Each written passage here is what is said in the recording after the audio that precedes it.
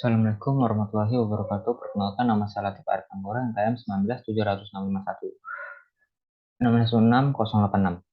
Di sini saya akan mempresentasikan eh, UAS saya dari tugas 2 yang bertujuh redesign website dengan menerapkan metode design thinking dan usability testing dengan eh, studi kasus prodi sistem rumus UNAS. Selanjutnya, abstrak.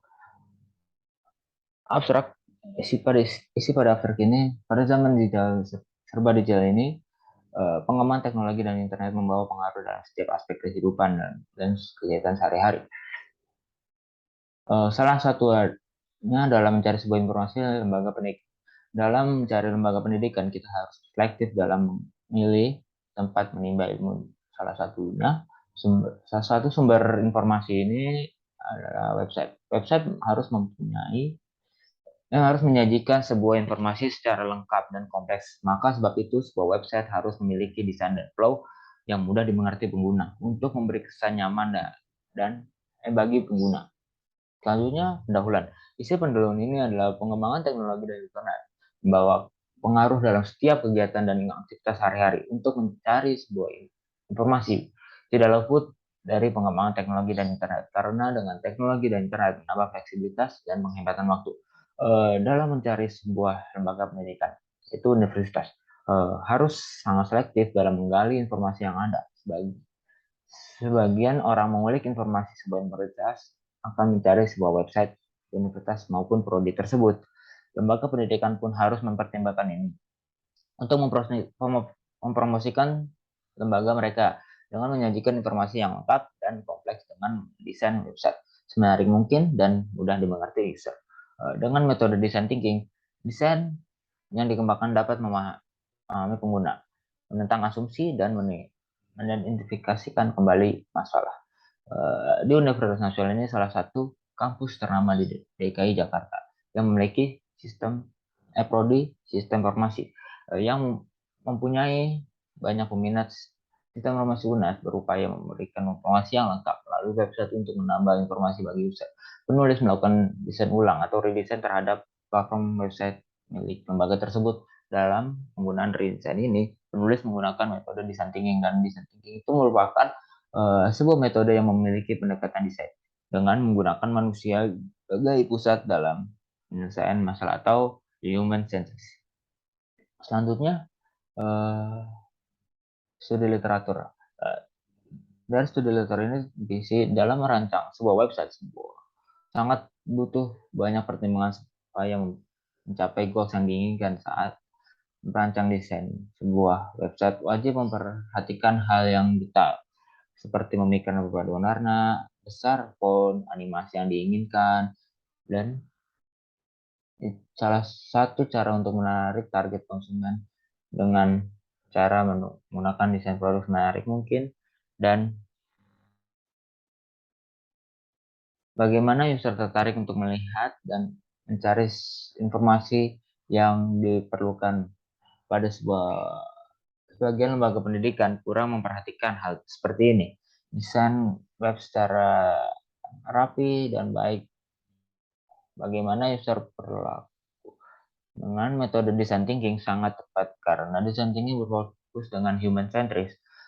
Menurut Kelly and Brown pada 2018, design thinking adalah pendekatan yang berpusat pada manusia terhadap inovasi yang diambil dari perangkat perancangan untuk mengintegritas kebutuhan orang-orang, kemungkinan teknologi, dan persyaratan untuk kesuksesan suatu bisnis.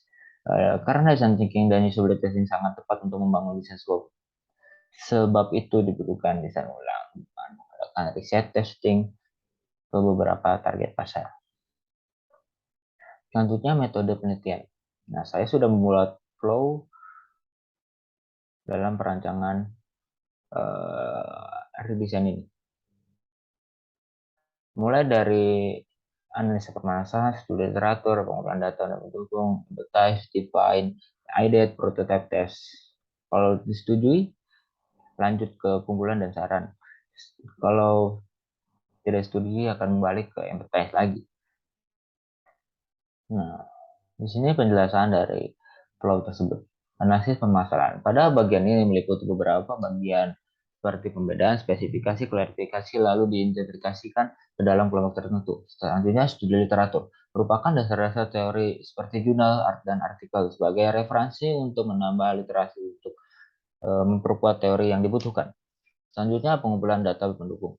Untuk mencapai goals yang dirancang inginkan, maka dilakukan pengumpulan data dengan cara mengumpulkan informasi dari user dengan melakukan wawancara. Selanjutnya, empathize. Nah, pada tahap ini, untuk memahami secara langsung masalah yang dihadapi pengguna dengan cara pengumpulan informasi dari user melakukan wawancara.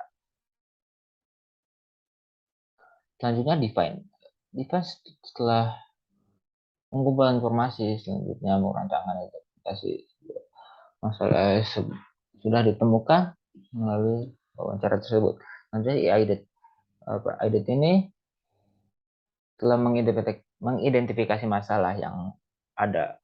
Selanjutnya, perancang harus mencari solusi dari masalah tersebut.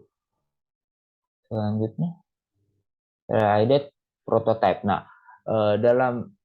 setelah desain sudah clear, sudah terlihat, lalu dibuat prototipe untuk melakukan tes.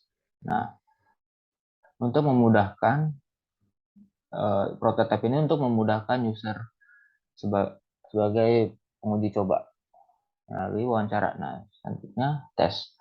Nah, tes ini seperti wawancara pada pengumpulan data tersebut, tetapi menggunakan prototipe yang sudah dibuat. Selanjutnya, hasil dan pembahasan. Nah, hasil ini saya buka. Nah, di Figma.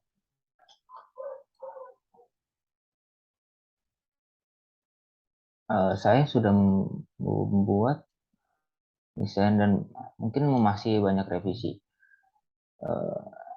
Di sini saya membuat navbar, misi home, layanan kurikulum dan daftar. Nah, daftar sekarang ini untuk mahasiswa yang ingin mendaftar di Universitas Sistem Informasi Universitas Nasional. Selanjutnya temukan. Nah, sini saya berikan font-font untuk mempermudah mencari informasi lebih lanjut tentang sistem informasi ini. Nah, saya menyajikan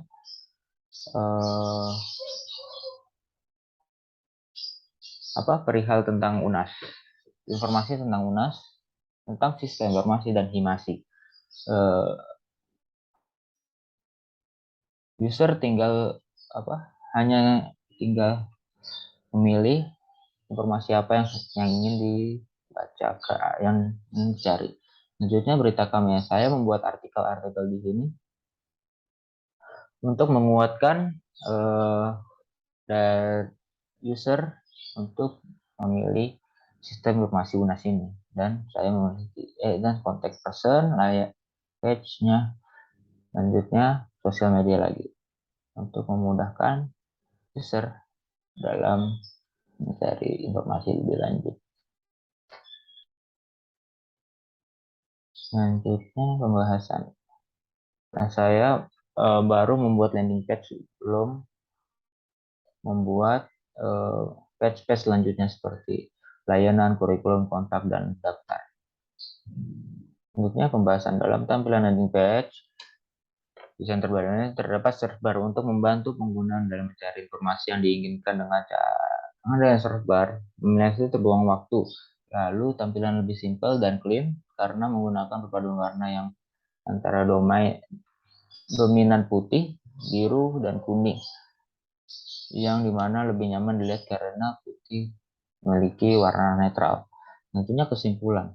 Dalam perancangan ini terdapat beberapa langkah dalam menggunakan metode, yaitu analisis, pengolahan sumber data, pengumpulan data, pendukung, empathize, define, ideate, prototype, dan testing. Mungkin sekian dari presentasi dari saya. Kurang lebihnya mohon maaf. Wabillahi taufiq wal hidayah. Wassalamualaikum warahmatullahi wabarakatuh.